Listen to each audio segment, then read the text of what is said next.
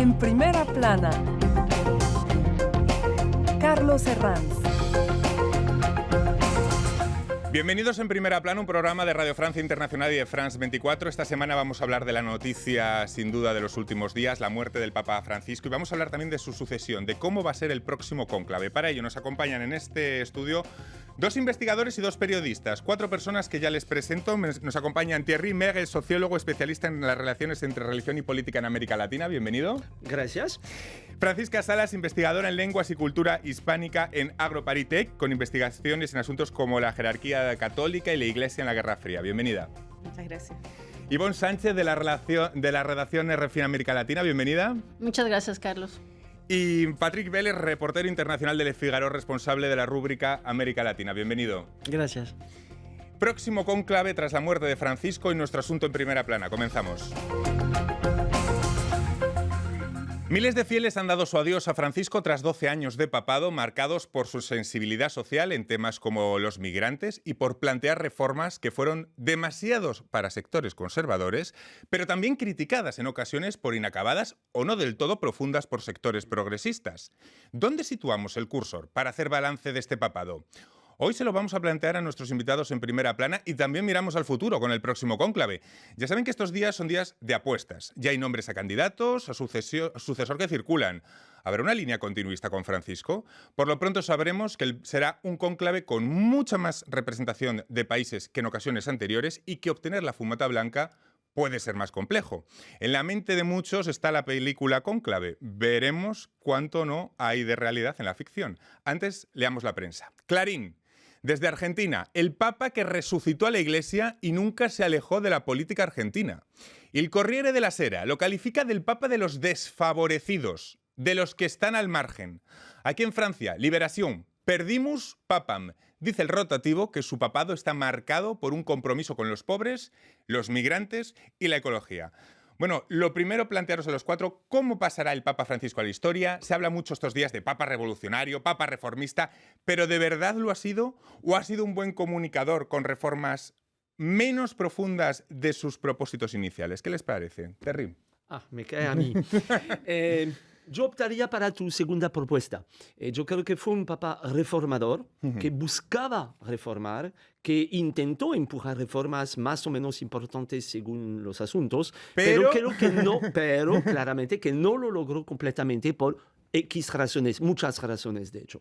Luego te voy a preguntar por el X, porque sabes que en toda la ecuación es la clave, esas X razones. Antes, Francisca. A ver, yo creo que el Papa fue capaz de dar debate a ciertos temas sociales que son fundamentales, no se escondió, él hizo frente a temas que nos interesan a todos, a toda la sociedad, y sin embargo tuvo una línea en donde guardó y privilegió, ¿no es cierto?, el cuidado del fondo doctrinal. Es decir, que hay una continuidad también con los papas anteriores.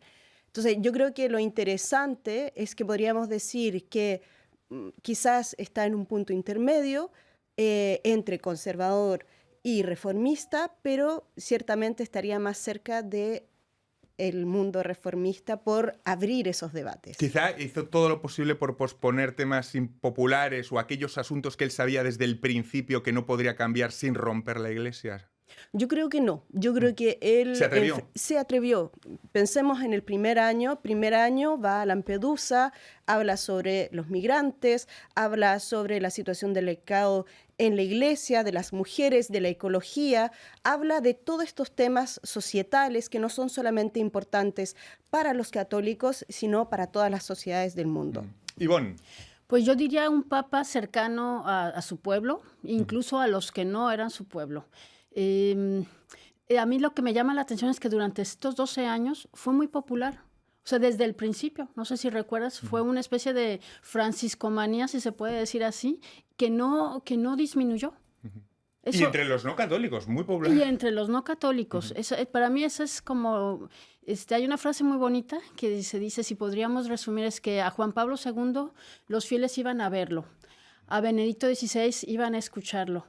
Y al Papa Francisco se podría decir que iban a tocarlo. Y en estas imágenes que estamos viendo ahorita es eso, el Papa cercano a todos.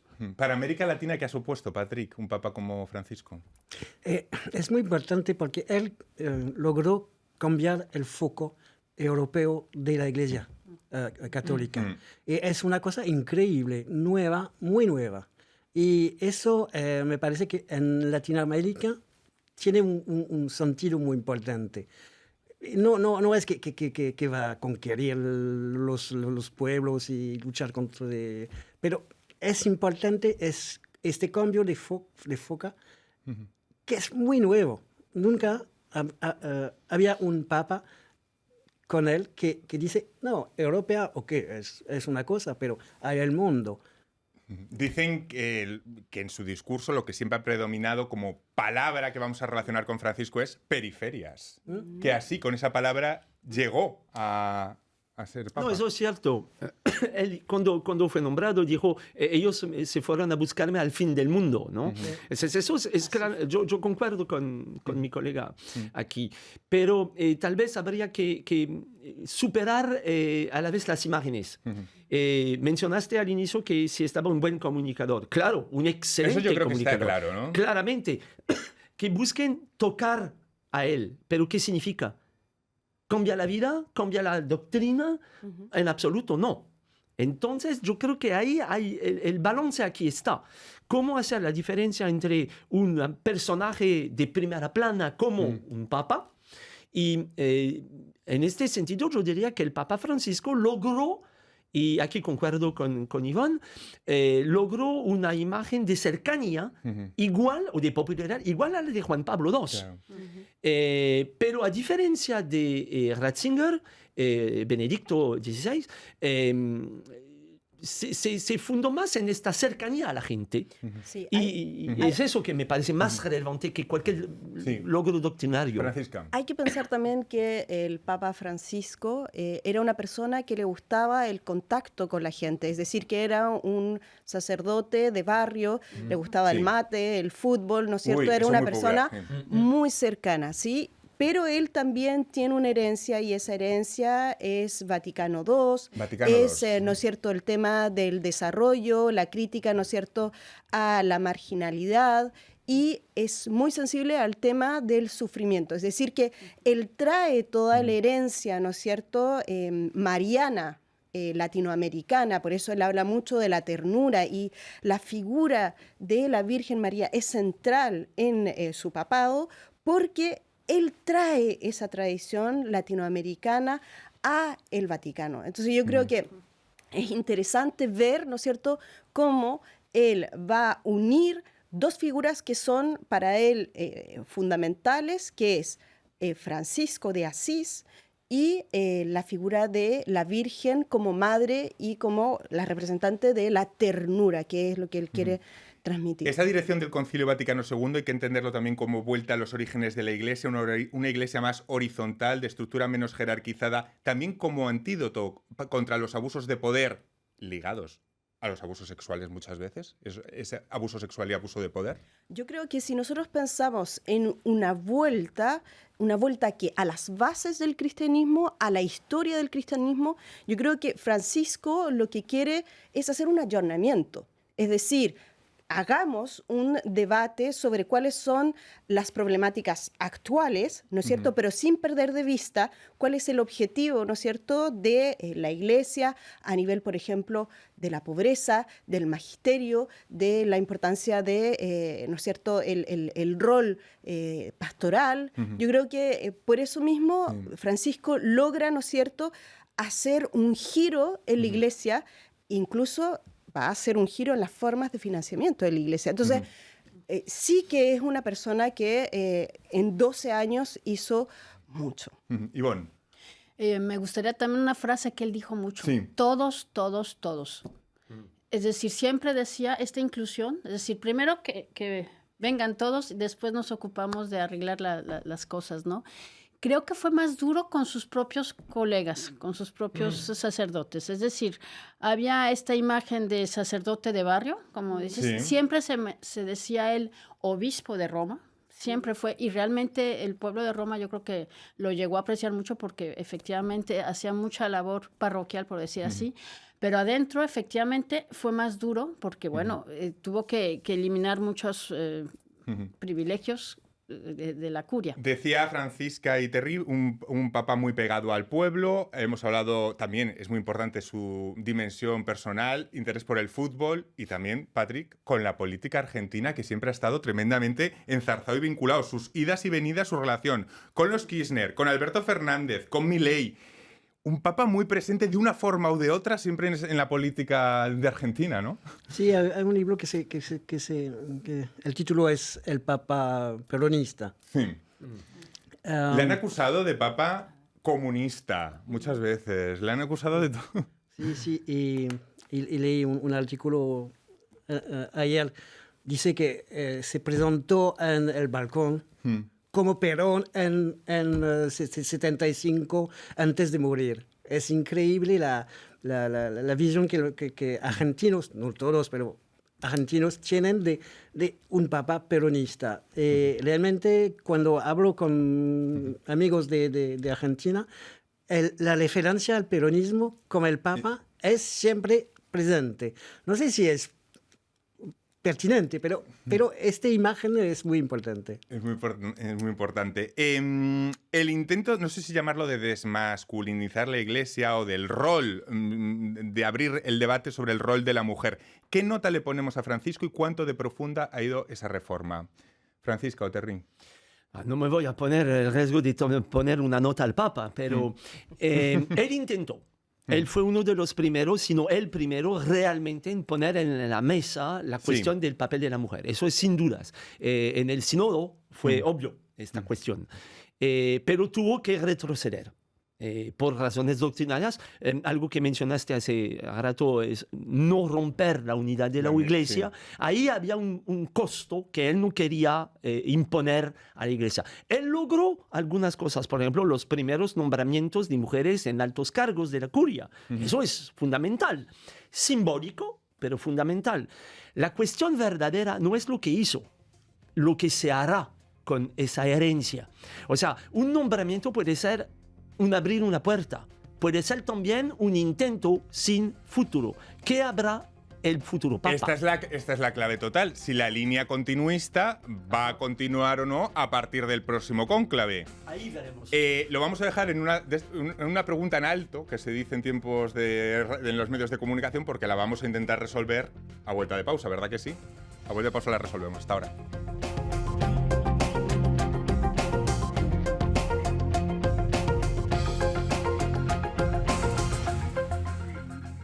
RFI, la sélection del mes. Le temps s'est écoulé. Damso avec le collectif SIDAction. Le corps s'est défoulé, mais sans protéger sa vie. Ben l'Oncle Soul et Adi Oasis.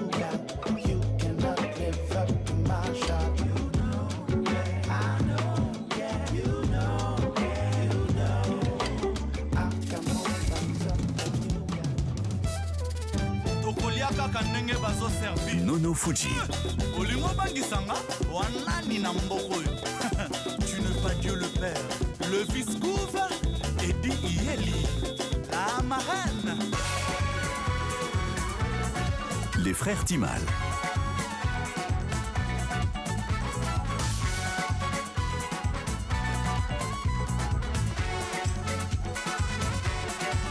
RFI.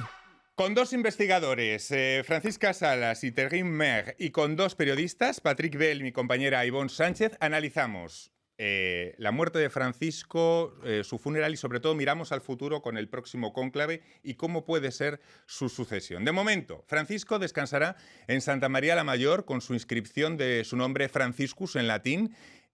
Vamos a hablar luego de esa línea continuista, pero antes, ¿qué mensaje ha querido mandar con su testamento una vez fallecido, Francisca? Bueno, yo creo que nuevamente la figura de Francisco de Asís es fundamental, es decir, una predilección por la pobreza, que era la visión que él también tenía para la Iglesia, por eso también las reformas que hizo a nivel financiero, y todo eso también enmarcado, ¿no es cierto?, en un lugar que representa, ¿no es cierto?, la Virgen, ¿no es cierto?, la Madre, y que también es fundamental para sus escritos y para quienes en el fondo pueden seguir un poco su legado. Es decir, yo creo que para él su posteridad tiene que ver más que con una acción particular, con la fuerza que le puso a tratar de hacer frente a todos los desafíos internos y externos de la Iglesia, también con una visión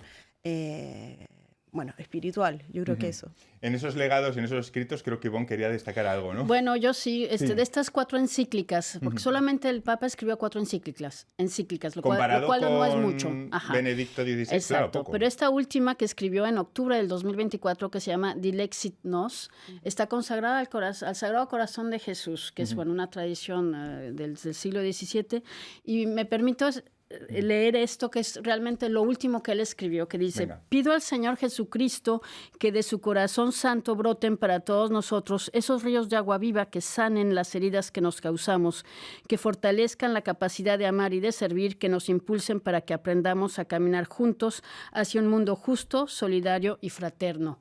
Creo que resume muy bien y creo que nos incluye a todos, y bueno, yo creo que es por eso que nos toca tanto el corazón, su muerte, y bueno, pues ahora... Yo a su eso también le entierro. sumaría un elemento muy importante, que son los diálogos interreligiosos. Cuando él hace, ¿no es cierto?, es Fratelli Tutti, pone ahí el punto. Su legado, ¿no es cierto?, sobre el tema de la Amazonía y los indígenas es fundamental. Y también el hecho de una iglesia que sale, ¿no es cierto?, una iglesia que va hacia afuera, pero también con una claridad doctrinal que es importante. Eso. Sí, eso que ha nombrado Francisca, la defensa de la Amazonía, ha sido, Patrick, por cierto, la otra gran causa de Francisco en América Latina, que quizá esa cuestión ecológica es lo que más le ha conectado con el público joven.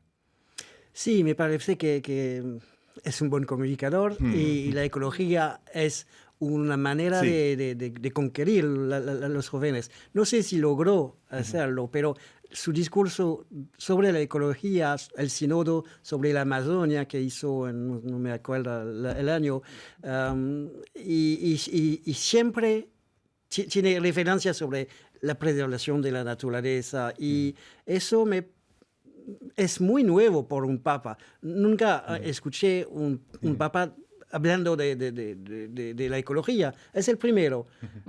Pero a la vez de manera muy coherente con su nombre, Francisco, es decir, el Papa de los pobres, pero el Papa también que alaba la creación, ¿no? Entonces, a mí me parece esta idea de la ecología integral muy interesante. Estamos haciendo un retrato con las partes buenas y también con las menos buenas y atreviéndonos con todo. Por ejemplo, vamos a poner un poco de caña a esto, porque decía en una entrevista en el diario El Mundo el vaticanista Eric Frattini que con Francisco, al igual que pasó con sus dos antecesores, las iglesias se siguen vaciando.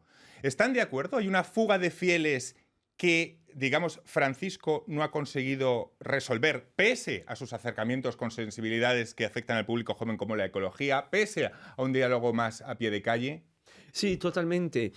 Yo creo que de todos modos el problema del papado y de la Iglesia Católica en general es esa fuga de fieles. Y yo creo que es eso que nos pone en problemas al momento de establecer una evaluación de este papado. Francisco quedó atrapado en dos líneas, la línea conservadora, la línea progresista. Entonces, intentó ser progresista, yo me inclinaría a decir que fue más progresista que cualquier cosa, con el riesgo de enfadar a los conservadores, pero dando algunos puntos a los conservadores también. Mira lo que mencionaste sobre el lugar de su sepultura. Nombre en latín, para satisfacer, dar un símbolo a los tradicionales, pero fuera del Vaticano.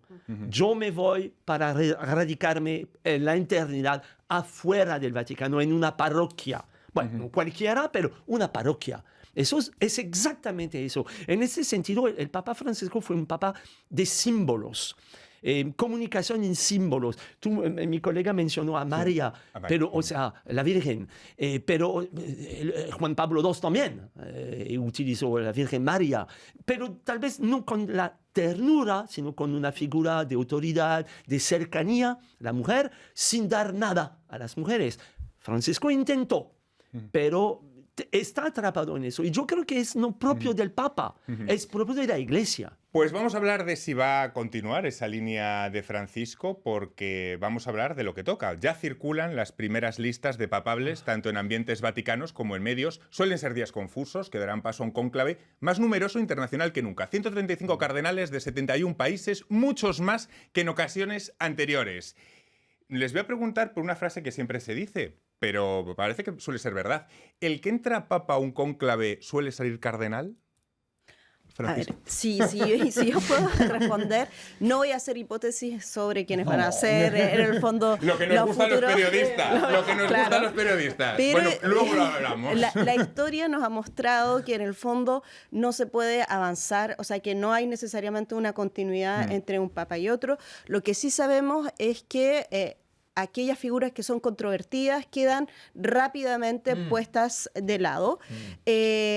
Sí, también es importante entender cuáles son los movimientos y las discusiones que se están dando al interior de la Iglesia desde principios del siglo XX para entender que hay una progresión, una mundialización que yo llamo de la Iglesia, es decir, que empieza con Pío XI y que va a seguir hasta la actualidad, es decir, por ejemplo, la idea de que se quiere adentro del cónclave que haya una participación de los diferentes lugares del mundo. Y eso ya empieza en el fondo con Pío XII, el nombramiento de cardenales que son que vienen de otras partes del mundo, y eso tiene una repercusión directa en Vaticano II, en donde debates, ¿no es cierto?, de la periferia van a ser centrales, ¿no es cierto?, en el Vaticano. Entonces, yo creo que si seguimos esa línea, podemos pensar que obviamente en un mundo que está hoy día cambiando, generando diferentes polos, ¿no es cierto?, de poder,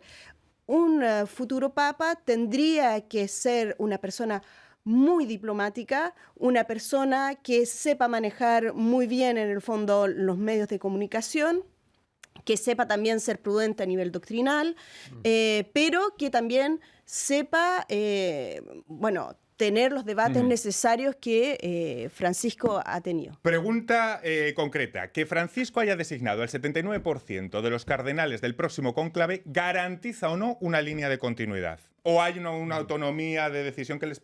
¿Terry? Enseguida no. Para nada. Para nada. Para nada, porque todo eso es también... Es un poco como la película Conclave que mencionaste. Ahora vamos a hablar de ello. Son juegos de poder. Los cardenales son príncipes de la Iglesia y créame que son conscientes del poder que ostentan. Pero cometemos, creo yo, un error todos nosotros. Seguimos pensando los cardenales como representantes de su país y de su respectivo continente. Es obviarnos de algo fundamental. Príncipes de la Iglesia son a la cabeza de la Iglesia. Y el Papa, o el futuro Papa, tendrá que liderar una Iglesia mundial. El problema es que los continentes y las poblaciones están fragmentándose. Y un Papa que convendría a los europeos no convendría tal vez a los africanos. Un Papa que convendría a los americanos, norteamericanos digo aquí, no sería tal vez tan afín con los asiáticos. Entonces, ¿cómo resolver la ecuación? Quizá la pregunta es si creen que el futuro de la Iglesia está en otras latitudes por demografía, no en Europa, y esa es una razón de peso para el primer Papa asiático o quizá africano. ¿Qué les parece? Patrick, Ivonne, ¿es una razón de peso cuanto menos? El conclave es una palabra falsa, porque conclave es decir una sala cerrada, es falsa. Hay una influencia de todo el mundo y actualmente vimos con Trump hay una regresión o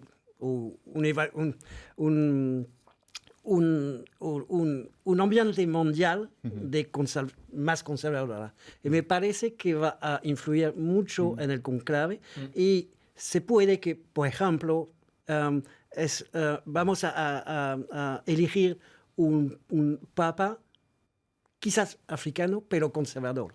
Pero muchos dicen que esa contextura mundial puede influir, pero de los dos lados. Hay gente que dice, siguiendo esa línea de conservadurismo, y hay gente que dice que no, que como contrapoder, es decir, haciendo el contrapunto a ella. Es decir, ni siquiera en esa teoría yo he escuchado ya las dos versiones. Bueno. De todas formas, como tenemos un elefante en la habitación, que es la película de la que nos estamos refiriendo, que muchos de ustedes seguro que ya han visto, vamos a hablar de ella, que hay tanto de realidad en la ficción. o de ficción en la realidad más bien, la película Cónclave.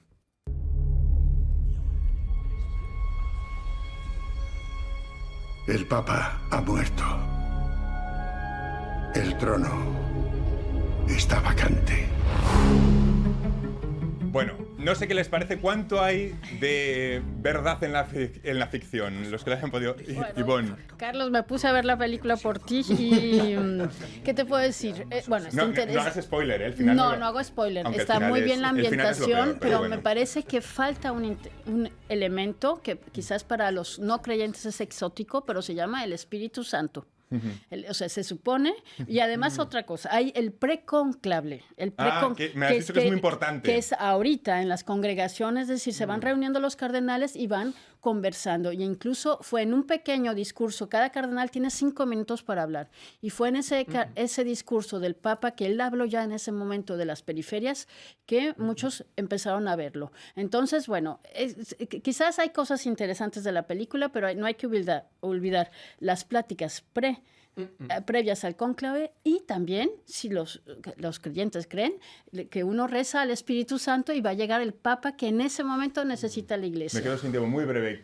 ¿Cuánto hay de verdad en la ficción, en Cónclave? Una ficción es una ficción, una buena ficción se inspira en algo real. Entonces, obvio, hay que recordarnos, todos los cardenales no se conocen tan a profundo como para elegir uno de ellos para ser Papa.